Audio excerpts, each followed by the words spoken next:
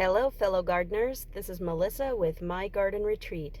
Today's video is going to be about growing peppers. Now I start my peppers indoors. I've tried with the paper towel method and I personally find that starting them in dirt works much better. So what I do is I fill a little container with about an inch of potting mix. Then I put it over a seed heating mat with a towel folded up on top of it. Because if you put the seedlings too close to the heat mat, you can actually burn them or cook them.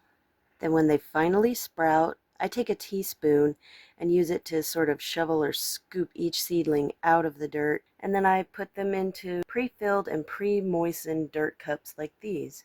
So I let them stay under the grow lights until they are big enough to put outside in the garden. Now, I like to put them in the ground, but you can grow them in containers. I put them in full sun, and I would caution you to try not to overwater them because that's easy to do with these guys, and they really don't like being overwatered.